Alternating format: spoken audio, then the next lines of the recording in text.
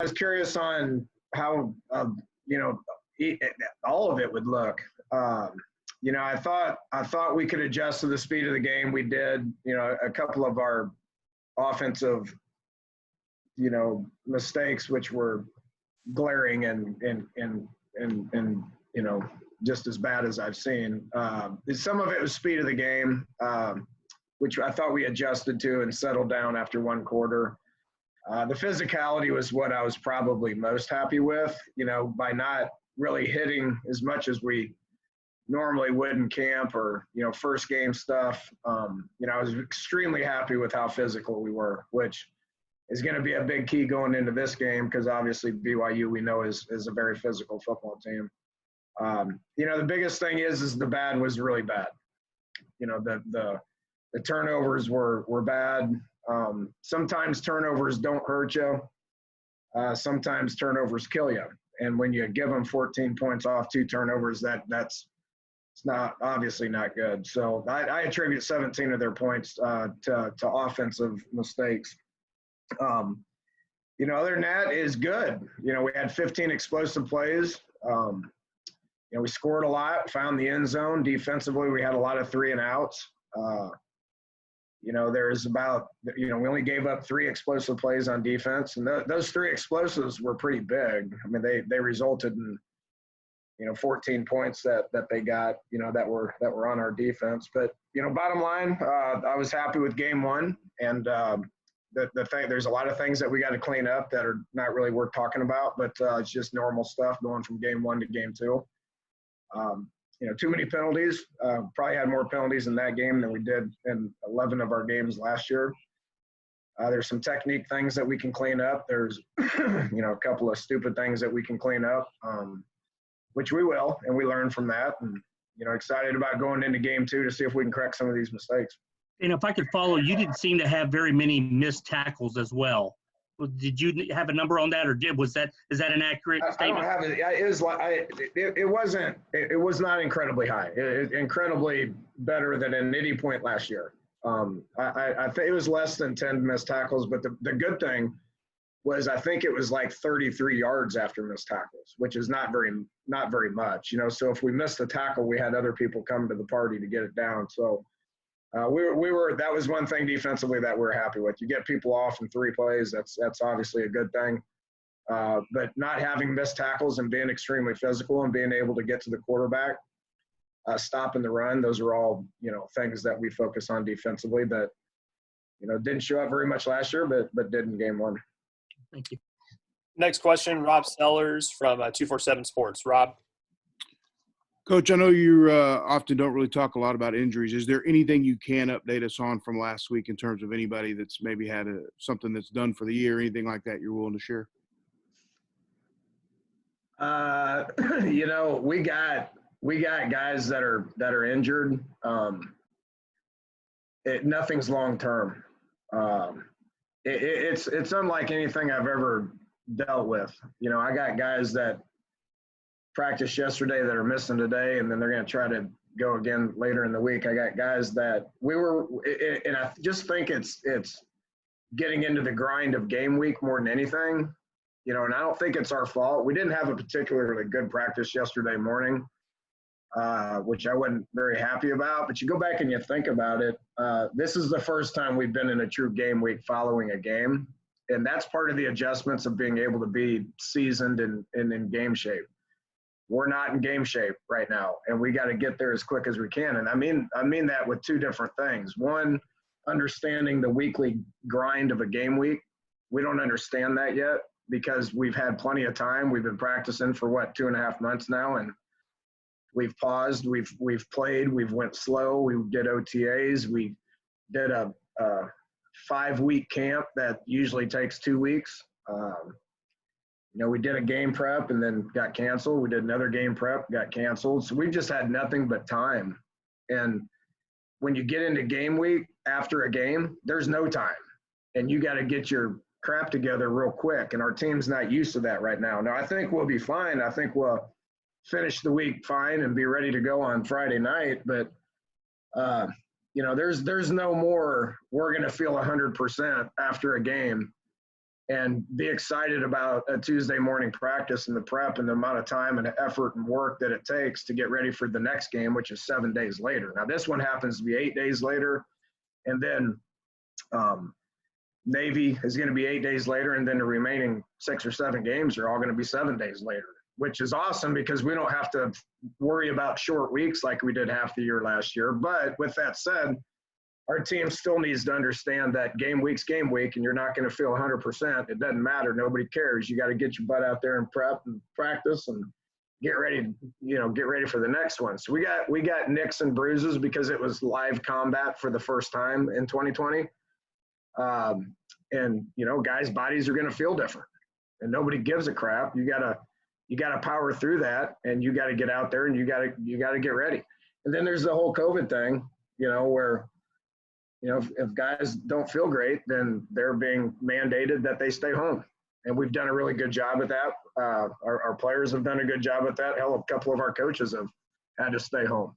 But that means they're missing a day. And if you miss a day, you better do some things to be able to catch up. So I'm just sitting there looking at my board going, yeah, we got about 15, 20 guys out for a variety of reasons, but ain't none of them long-term. And so the good news is nothing's long-term. The bad news is I don't know exactly who's going to be available Friday night yet. Next question from Sam Kahn. Sam? Dana, when you look at your defensive performance in the first game, how much of what you saw is a result of just improved depth and talent, and how much of it is, hey, year two under the same coordinator in the same system? I think it's a combination of all that stuff, honestly. I mean, I'm proud to say that we're number one in the country in defense right now. Now we have the best offense in the country coming to Houston here on Friday night. I mean, these guys are spectacular. I mean, the Wilson kid at quarterback is playing as good as I've seen. I mean, it all starts with them up front. They're big and experienced and physical up front. They got backs that get them yards. They got receivers that make plays. Be a pretty big challenge. Probably have a pretty, a little better understanding of where we are defensively. There's no question we're better. I mean that, and we all knew we would be. We knew we'd be better. It starts up front, which we have good depth up front. Those guys played well. Peyton Turner was the best player on the field. We knew he could be that. Looks the part and is playing the part. Experience at linebacker with depth. And then the secondary, we have returning guys, and then we lose Deontay Anderson, who's played more snaps here than anybody on my board, play 3. We lose Garrison Vaughn, in the third quarter. And so I look out there and we're playing, Gio Owens went down for a little while, and we got Hippolyte and Fabo out there who were on our scout team last year who have Division I experience, who went out there and played really good. I mean, that's the deal. When guys go down, you better have depth to go in there to be able to play at a high level if you want to be successful. And it doesn't matter if it's safety or D-line or receiver or whatever it is. Guys are going to go down. Mobile Car went down in the third quarter. We put Keelan Walker in there to clean things up, and he did a great job. So guys go down. If you have depth to be able to go in there to play, that gives you a chance to be successful, and that's what happened. And like I said, all those guys are going to be fine. Nothing's long-term. Not worried about them. But guys go down. And if you have depth, then it gives you a chance to be successful. And then there's the being the same system for 2 years thing, which there's nobody on our defensive board that's had the same system and the same coaches for 2 straight years. There's nobody on our board. Now there is. All these guys are back. And, really, there's probably 2 or 3 guys that played that weren't coached by our defensive staff last year. I can think of Giovanni Stewart, who's obviously got Big 12 experience, but he's year 1 in the system. DeAnthony Jones, 44, made some plays out there. He's year 1 in the system. Dot, number 10, the nose, he's first year in the system. But the rest of them, whether they played or whether they didn't play last year, they were being coached by our staff. And so it makes things a little easier. Next question from Andy Yanez from the Daily Cougar. Andy? Yeah, Dana, can you talk a little bit more about the offensive line? I know after the game you kind of mentioned that they struggled a little bit. Can you talk a little bit after you've had a chance to look at the film? Do you still attribute most of those problems to the speed of the game, or is there other stuff going on? Yeah, some of the things that we didn't pick up early, we picked up late, from a blitz perspective. So that's what I mean by settling down. Okay, we rep things all week. Nobody does a better job of giving the looks to our guys than Brandon Jones does. He's as good as I've seen as far as just making sure they see the looks, not just once in practice, but twice in practice and a whole bunch of times in meetings and in walkthroughs as well. The first 4th and 4, which still think is probably the right call. We're going to be a little bit more aggressive on 4th down this year, which we got 2 of them and scored 14 points. I think we got 3 of them maybe, but one of them we didn't get. That first one, the pick 6, Clayton tried to make a play, threw it to the right guy, he just underthrew it. But he had a dude in his face, and we gave him that blitz all week. And later in the game, we picked up that blitz and he threw it to Jeremy, and we had a explosive play up the sideline. So just one example. I thought we did okay up front. I really do. What it looked like in the first quarter, it looked a lot better in the second half. And those guys keep improving, keep gelling together. Got a chance to be okay up there. Need to develop some depth. Didn't play many snaps. The 6th, 7th, and 8th guy didn't play very much. That needs to change because we're going to need all those guys moving forward. Next question from Randy McElboy from KPRC. Randy? Thank you. Thanks. Appreciate it, man. Hey, Dana. Quick question about and everybody's dealing with different situations around the country, different levels, NFL and college, on the crowd. How much do y'all feed off the crowd that was allowed in, and how important is it to have something along those lines, to have somebody in the stands during the course of a game as opposed to an empty stadium? How does that push you guys? You really don't pay attention to it, to be honest with you. I think it's important to our players that they have family there. I mean, that's important. I know it's important for me to, have my family there.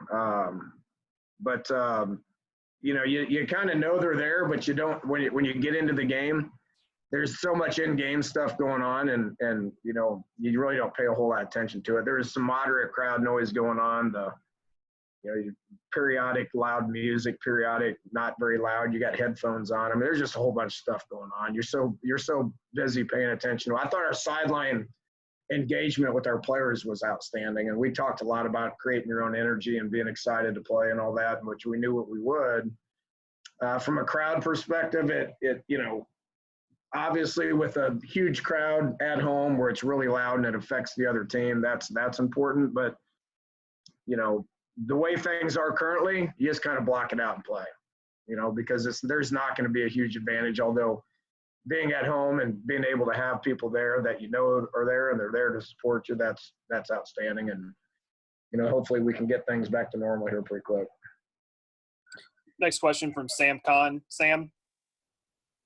Dana, what'd you like after diving in most about what Clayton did, and how much more improved is he in year 2, in your opinion?